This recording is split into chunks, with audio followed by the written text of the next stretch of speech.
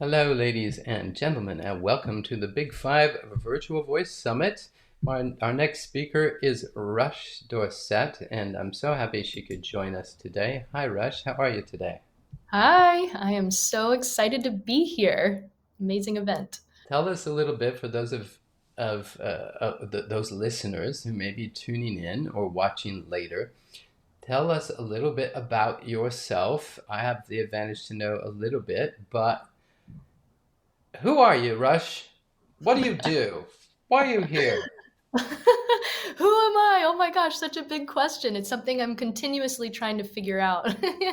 um, I make a spirituality joke right there. But actually, though, for this summit, just like the other speakers, I'm a singer, I'm a voice coach, and I love the field that we're in. I think it's such an amazing privilege to be able to do this work and help people open up their voices and their self-expression, because I think that's what we're here to do, is express ourselves and feel confident in doing so. And so that's why I just love these tools and practices that we're all sharing. I'll share a little bit more about me and my story. I'll keep it short for the listeners, but just to give you some context about where I'm coming from. I'm originally from North Carolina. I was singing my whole life. Honestly, didn't think all that much about it other than I just knew that I loved it. And but I was studying psychology in my undergrad and thinking about going into counseling and different things like that. However, singing always just kept coming back. It really found me, I could say. And I decided, after trying several different types of careers, I was an editor for a little while, I did all kinds of things, traveling. And I decided, you know what, I love singing the most. This is what I want to do. This is what I want to dedicate to. And so that's when I decided to study more intensely. So that's when I went to New England Conservatory and studied vocal pedagogy. I fell in love with teaching. I didn't know that I would love teaching so much, but I do. And it was pretty soon after my master's program that I decided to create my own voice studio. And now I've been teaching ever since, and also singing. So I freelance and I record and I do all kinds of singing projects as well. So that's a bit about me. Wow, it sounds very inspiring. I'm inspired. I think I'm it's, inspired by you. You've had an incredible career, and each of well, the speakers. well, thank you. Thank you. Yeah, we do have a wonderful team of teachers. I just like the fact that you can just hear in your story that you've constantly been learning and exploring and also been open to a lot of different things. And there's been a synergy effect that has just led you to what you do now. And that's you deciding to work with singers and coach singers and having sung your entire life. It's part of who you are, the love for music and the voice. And I specifically asked you to be involved in this because of your diverse background, but also this unique synergy in bringing together the spiritual element. And if people can't relate to the word spiritual, you can think of it your communication, your personal communicating your energy, communicating your message. It's an emotional communication. It's vibrational. That's just a fact. Singing is vibrational. It's sending out frequencies and vibrations, and we either resonate with that, we like it, we identify with it, or we don't. And the music we like to listen to, it's vibrational, and it's like bing, we're getting in harmony there. So a lot of the focus in singing, teaching, and coaching can tend to get very logical, very physical coordinations, but I think it's very important. It's one of the first things I say to clients when I do an interview with them is before you can change anything about your singing, you have to change the way you think about your singing.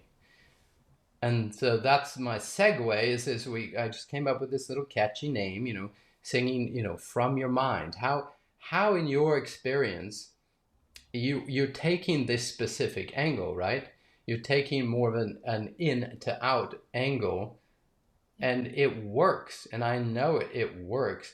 It frees up a lot of the logical and mechanical for things to work better together. So What's your experience been like over the last year or two? We've been very focused on this approach. Oh, wow. Thank you for setting that context. Yes, just like you said, I was, you can approach the voice from a mechanical perspective. And that's actually really, that was my schooling. And that's my background when it comes to pedagogy, is understanding what are the mechanics. And that's, we're talking about the big five coordinations of singing. And so mechanics are very important. It's an important thing to understand and to know about.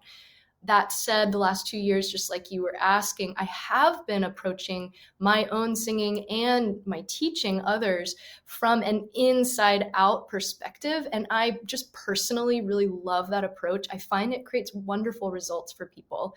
And maybe it's not the method for everyone, but it certainly does work for a lot of people. And the basic approach, it actually comes from a methodology called the yoga voice method. So I did not create this method. I learned it from my mentor, Mark Moliterno, the creator of that method. But since then, I've taken my own spin on it after applying it for years now. And in that method, what we're essentially doing, to boil it down to the essence, is we are taking yoga anatomy and energetic alignment. So I'm talking about, yes, the physical body, but also the chakra subtle body is very important to understand how we use that for singing as well. Because like you said, energy is everything. It's the vibration that we are emitting. And why are we singing in the first place? I believe that we're singing to communicate a message. And so it's energy that is important to really understand and harness and hone. And so yoga is a technology, it's an ancient technology that does allow us to do that. It allows us to hone our awareness of our subtle body and then to be able to transmit that. And the very cool thing about this method is that by understanding the chakras, you're able to correspond to very specific aspects of the voice. We call them vocal correspondences. So these big five that we're talking about here and in the intensive this summer, a lot of that you can relate back to the chakras. You can think of the chakras as like an energy source for where those aspects of the voice really come from. So that's the method I've been loving because it really gets us out of our head. What tends to happen for people when you're approaching things from a really mechanical perspective is there are so many things to think about when it comes to singing. I mean, how can a singer possibly keep all the things in their head at the same time and actually transmit a powerful message and move somebody's heart? So it helps us just get out of all of that noise and into flow state, which is actually what we want as singers and people who are expressing themselves. We want to be in flow. That's what makes it joyful. That's what makes it effective. So again, that's another reason why I love this method. That's great. Thank you so much for that very clear description. And I think it's important that we line things up. Like the last presentation, Matt Edwards was here, and he was talking about the phases of learning. Going into from moving on through the mechanical to the automated, and that automated is your flow state, right? As long as you're connected. So different, and Matt also mentioned that. He said that's one of the most valuable points of this kind of an intensive is you're going to get the same information from different points of view, and that will help you connect things in a different way. This is a funny story. This is a real story. I had a professor who was a very, very famous singer, and I personally, he's from an old school pedagogy. Let's just leave it at that. But one thing that he would say that was so uncomfortable for me in the beginning, he would say, "Vibrate me." And I'm like, Yeah. you are so weird. This is so uncomfortable. But he said, yeah, when you sing, he would make everybody in the classroom just close their eyes, and they would ask, "Did Mr. Hall vibrate you?"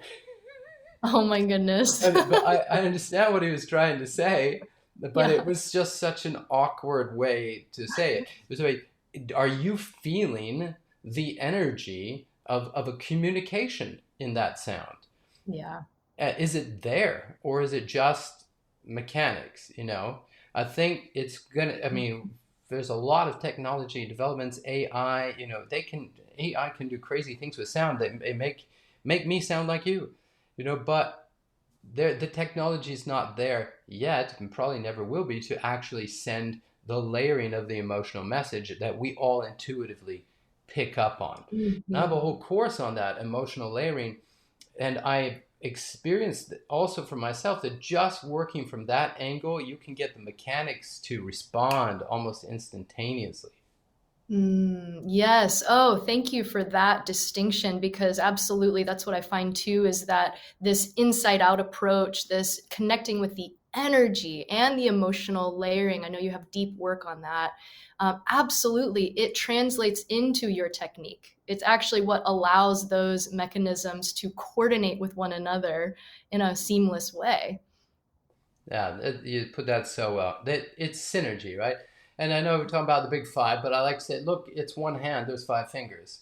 That we're not going to ever be able to separate the fingers. They need to work together. It's one system, and we can't forget that even though these are coordinations, they're all thought controlled. I Right. think that's so important to think about as a singer. Singing is a thought controlled action. I mean, you Yeah. could say every action is thought control, but you don't get to see it.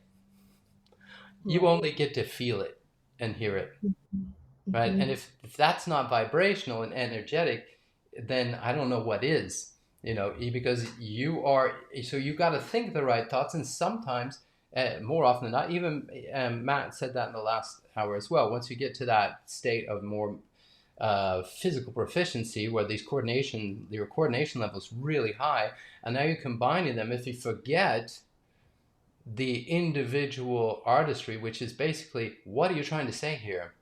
What story you're telling? What message are you sending? Then it's going to be empty.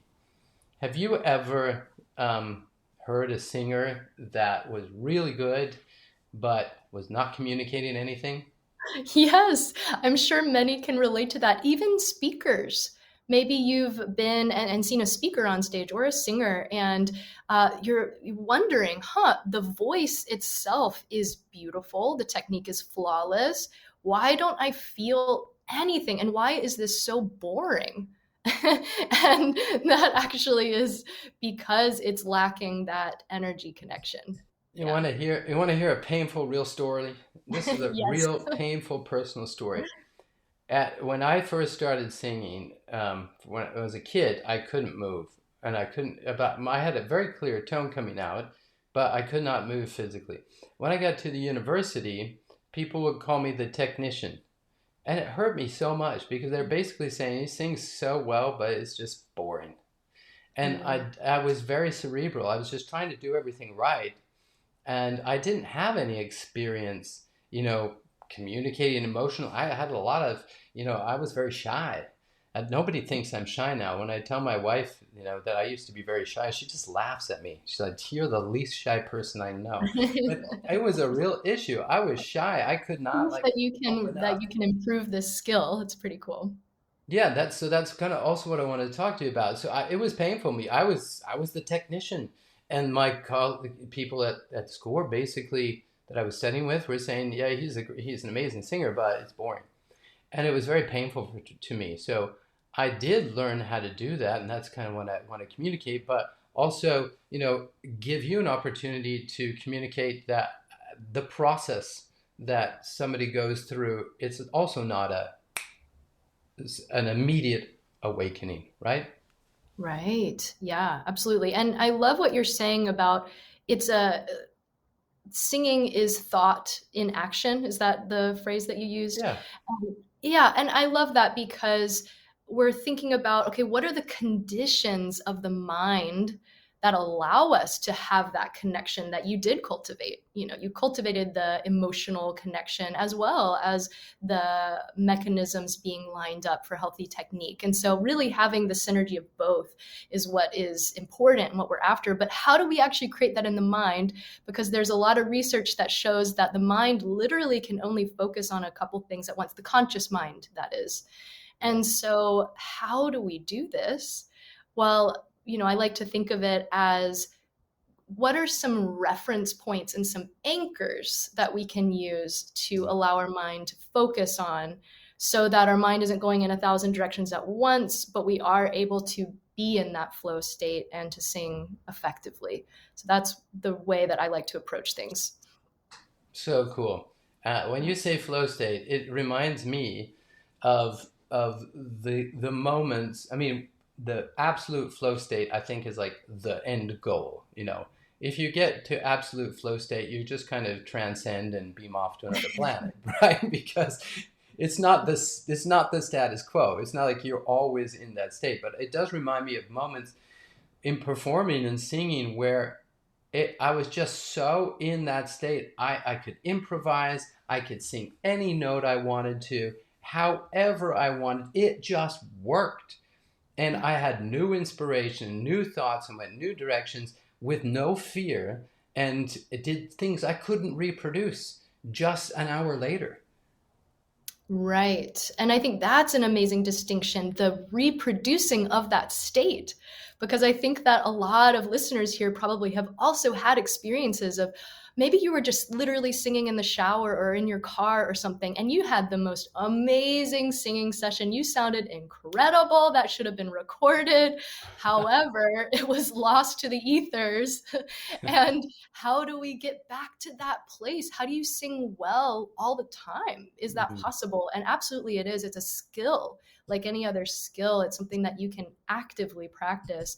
And, there's a quote one of my teachers used to say is that we're working on getting your B game to sound really good. So we're not expecting your A game to be on all the time. But when you know that your B game is really, really good because you've practiced and put in the time and the effort, then that's where confidence really comes from as a singer.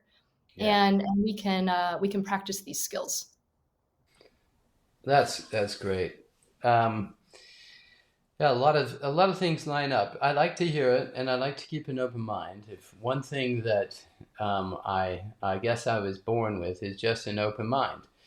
It just feels like I'm able to connect different thoughts to the same thing, and that getting your B gains. Yeah, this is really funny. So I'm just a lot of personal stories today, but as a performer, the better you get, the more pressure you're under.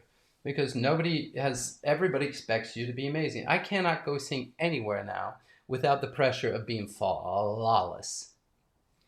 If I have a performance and it's not flawless, I feel bad, like I'm letting people down. And that's it's not a great thing.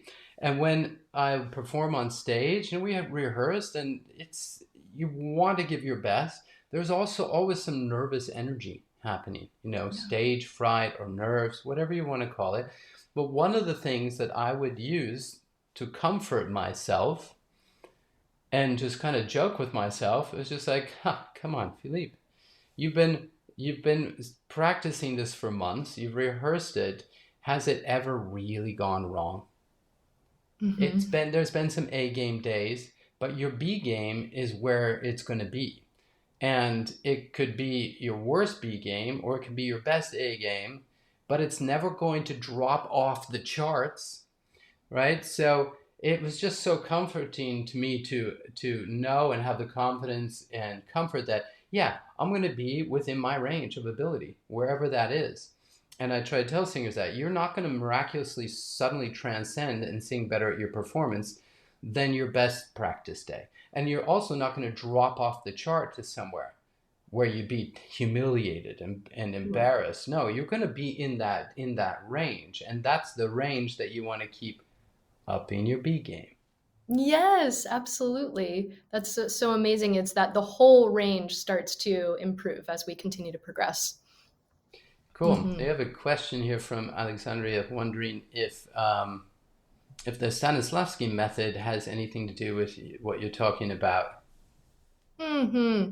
I'm vaguely familiar with the Stanislavski method. Do recall it from my acting classes, but it's not top of mind. Um, However, that said, it does relate to acting technique when it comes to connecting in with the depth of the emotional content that you want to connect with. So how about I just give some tangible examples that might help people Yeah. like Look at understand how does this method actually works. I do look see at another question Stevie's as well. comment there. Can you share about how to access chakras? It might be in the same thing. Maybe it's a different. Uh-huh, uh-huh. How do you access them without it becoming another mental thought process? That's a great question. Yeah, wonderful questions. So, um, okay, so I'll try to answer both of those. So basically, when it comes to connecting with the emotional and energetic message that you want to share, the chakras can help us do that because they become these anchors that are really easy for our mind body system to connect with. It's like mapping on your body. So, as a tangible example, let's think about solar plexus chakra. So solar plexus, it's very intuitive. It's right here on your solar plexus. It's basically if you have your hand on your diaphragm, we trace it there, diaphragm. And with singing, there's a lot of connection to the diaphragm. And so in yoga as well, we do methods like breath of fire, we do twisting postures, there are visualizations, there are specific tones and mantras. All of these different tools in yoga we use to access awareness of that energy center and balance it, because for some people it's overactive and for some people it's underactive. So we're actually wanting to balance it specific for that person and what they need in that moment. And you get really good at, like, once you know these tools, you can do this yourself. You become your own coach in a sense. And so when you can say, okay, I need more solar plexus because what I want to do in this song is communicate something fiery, something passionate, right? We're working with the fire element with the solar plexus chakra. Another aspect is maybe you want to sing those runs and to have agility and that kind of flow in your voice. Maybe you want to bring more vibrancy and power and conviction in your speaking tone. All of that you can access through solar plexus. So to answer one person's question here is, how do you do this without it becoming another thought form that distracts you? Well, it actually becomes something that you feel in your own being. And so nobody can actually describe that feeling for you. Every person's mind body system does connect with this a little differently. And that's the beauty of it, is that it's just something you know how to tune into it. And it can happen in a split second. While you're singing a song, you can say, ooh, I want to access more of this energy. And you start to bring that in. And you can do that because you've likely gone through a longer practice. For example, a yoga voice practice or something like that, that helps you attune to what that is for you. And then once you access it, it's like, it's there, it's in a bottle and you've got it and you can use it. Likewise, each of the chakras has several different correspondences. So we can all think about, what would heart chakra be? That one's pretty intuitive, right? We're working with love. We're working with generosity in terms of some primal vocal sounds. We're working with, we could think of it emoting like a joy or like grief or anywhere in between on that emotional spectrum. And we're also working with dynamics like crescendo and decrescendo. Those are the dynamic aspects musically that actually hit a listener in a specific way and communicate energetic information. And so when you're accessing that, think about this. If you are trying to access dynamics like crescendo and decrescendo to emote something, what if you come from your mind and you think that, is that going to be different than actually feeling it literally in your heart and bringing that in through the sound? That's an embodied experience of singing. And so it becomes really visceral and very powerful once you practice that. So I hope that some of that makes sense and makes it a little bit more tangible. It really is less about thinking something versus finding how it feels for you and using that as an anchor that you can turn to when you want to communicate something very specific. Yeah, that's great. That's great. Yeah. Got another question here. I'll blend in a minute.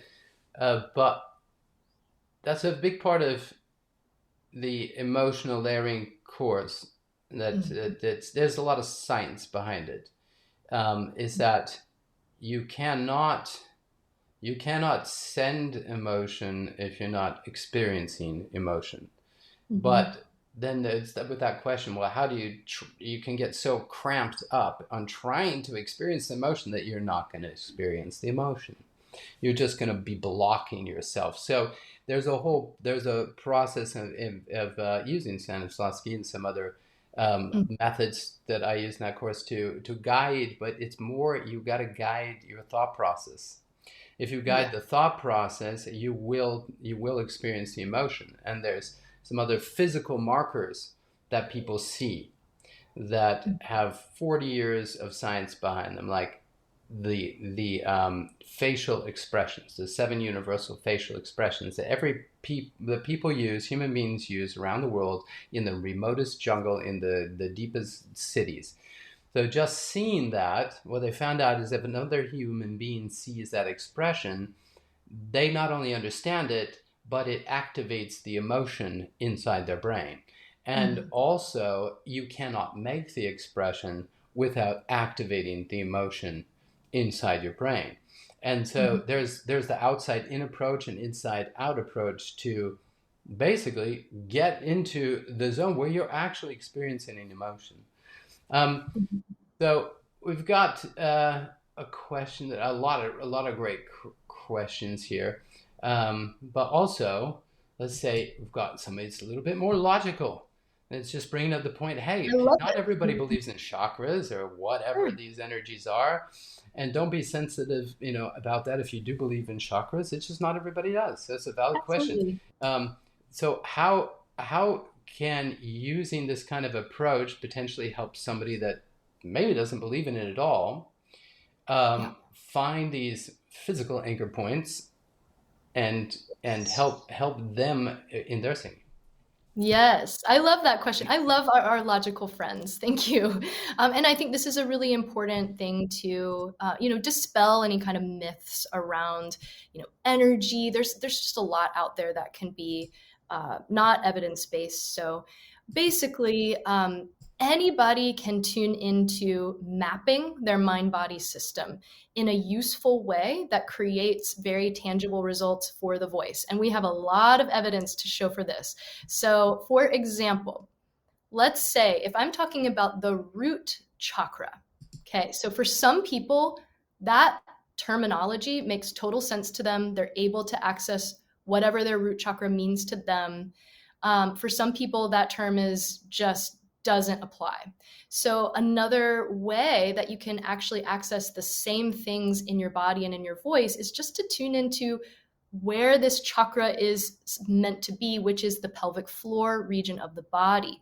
Okay, so physical anatomy, pelvic floor, when you tune into that area of your body and you're able to we have very specific sounds, very specific vocal exercises that correspond to each of these parts of the body or chakras as well. That creates a very specific sound that is reliably done by many people. And so what it creates is a lowering of the larynx, and that creates a warming in the sound, a depth in the tone, the scuro part of the sound when we're talking about bel canto singing, for example. And it allows the breath to deepen. And also, this is a very important point, is that it supports onset of phonation. And so onset of phonation is very important. Most singers and teachers know this, is that the very beginning of your sound, we want it to be accessible. We want it to be a clean onset. I'm doing this with my fingers to think about like what's happening in the vocal folds themselves. We want the vocal folds to have the ability to come together in full closure and oscillate on one another in a healthy way. And we do this, I think Philippe would say, because of the big 5 coordinations of singing, which those are actually inadvertently going to help the root chakra.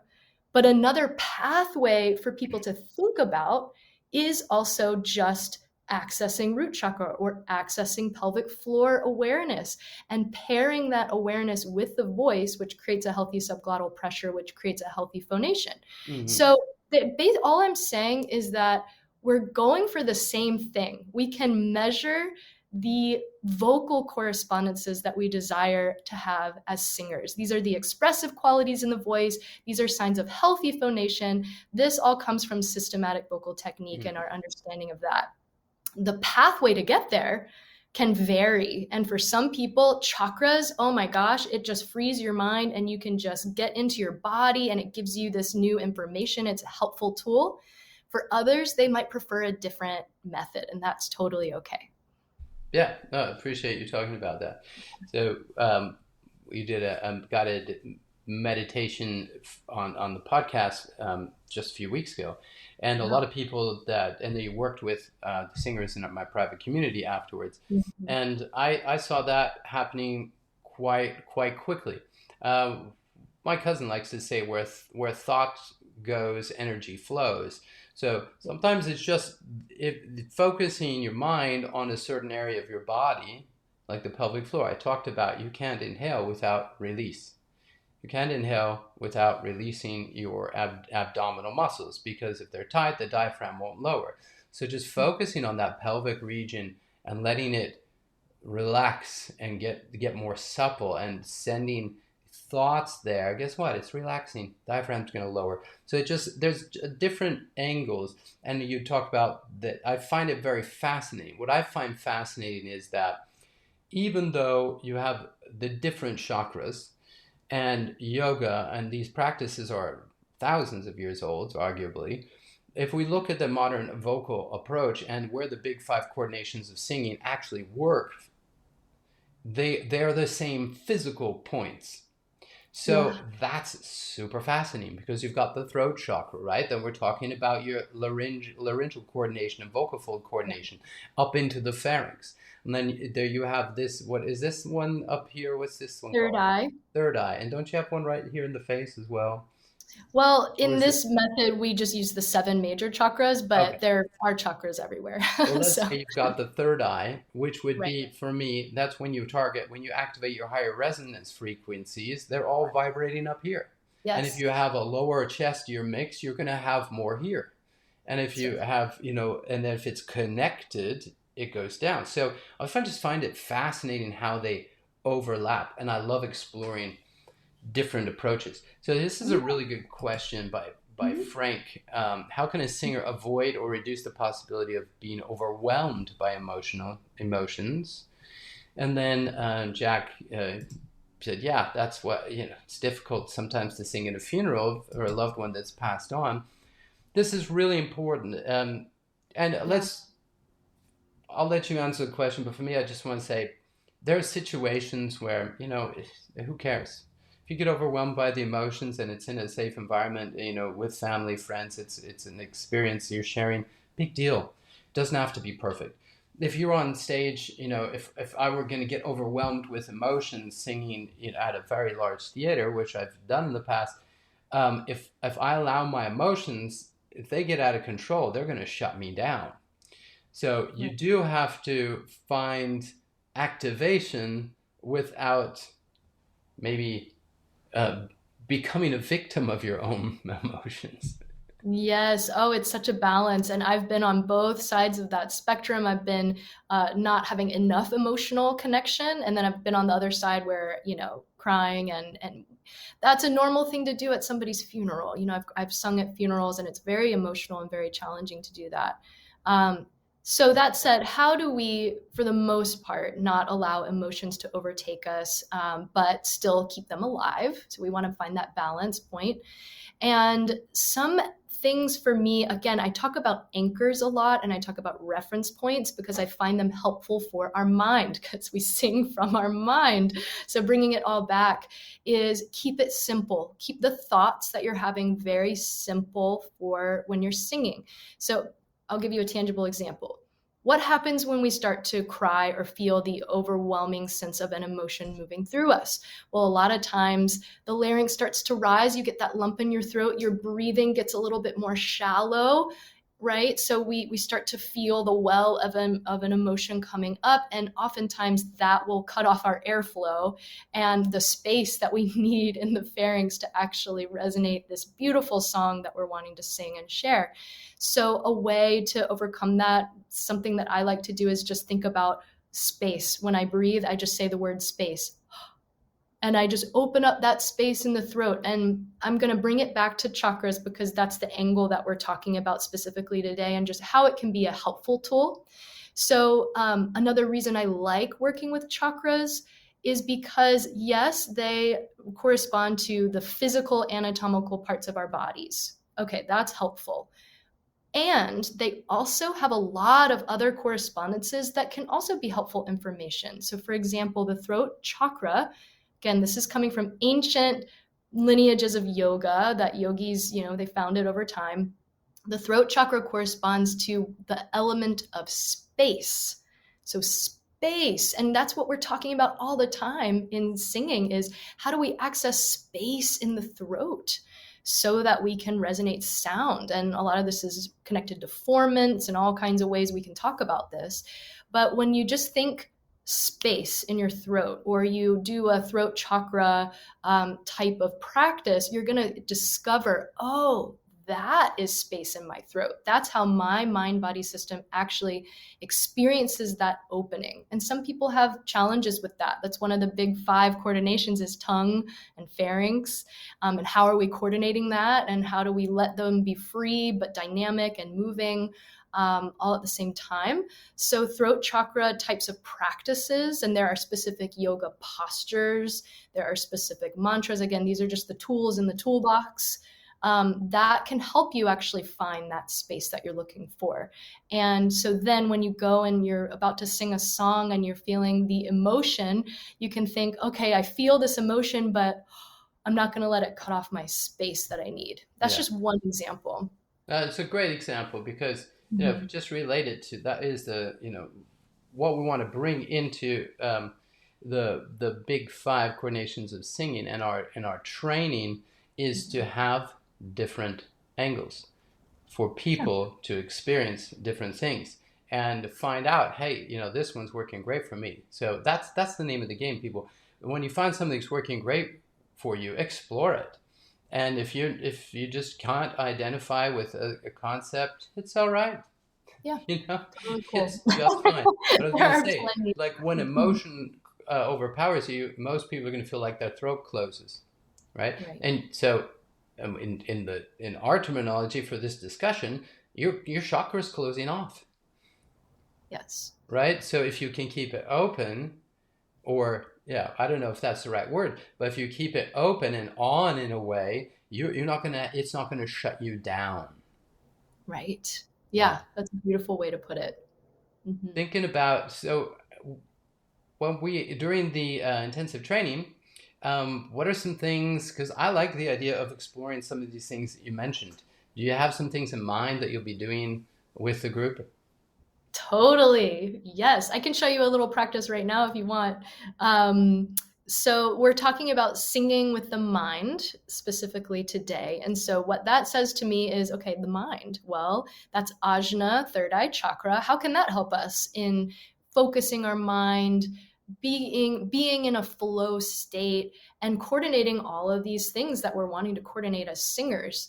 Well, a practice that's really helpful for that is actually doing a yoga type of voice practice, yoga inspired voice practice that specifically accesses the proprioceptive system in the body. And how do we do that? Well, balancing postures are really powerful for that. So for example, we might come into tree pose where you're literally balancing on one foot. You have your both sides of your body come together with your hands at your heart, as an example. And what that is doing is also accessing both hemispheres of the brain and bringing them into more synchronicity with one another, which helps focus the mind. So that kind of practice, let's say that you are feeling as a singer, you're maybe experiencing performance anxiety, or you're singing and your brain starts racing and you think about, oh, I hope I get that next note, or oh, focus on your breath, but also focus on your tongue, and oh, focus on your embouchure, and right, like the things the things that singers go through, I certainly have. So how do we calm some of that? Well, we can do that through accessing this proprioceptive system by balancing. Another practice that's really nice is literally walking around in your space, like walking backwards, doing stuff like that, which distracts your mind. Yeah. And I mean, there are all kinds of tools that teachers use intuitively, but that's actually what it's doing, is it's helping the mind to let go and come into focus. And another tool that we would use, let's say in the intensive, while you're doing a balancing practice, what happens if you do a little mantra like Om or Om, and So you we're going to chant? be phonating in different physical positions that are going to be challenging the mind and in different ways. I'm really excited for this. I'm excited Yeah, to do some of to apply some of the yoga. See, I did a lot of dancing on stage, so I had to yeah, move and dance. And in the beginning, I felt it much easier to dance and sing than I did to stand and sing. So I've yes. I've experienced this from a different discipline. So I'm really anxious to combine these things and really looking forward to it. We've got to take a little break and then we'll be back Sure. with Lisa Popeil. But thanks so much for being here today. And I'm looking forward to working with you on these things. And I know a lot of people are going to benefit from exploring, getting out of your box, right? Yeah, it's just a Get new out. pathway. Why not try it out? And I'm also excited for everything that the other teachers are sharing as well, and you. So thank you so much for creating this platform, and thank you all listeners for being here as well. Thank you, Raj. Remember, if you guys are looking forward to the Big Five Airflow Vocal Folds Intensive Training event, where we're going to work specifically in all these coordinations and maybe even some through some different angles that you've never considered before to help you unhook blocked pathways and reconnect new neurological pathways, then join us. Description is in the chat. And thanks once again, Raj. We'll be back here in just a few minutes with Lisa Popeil.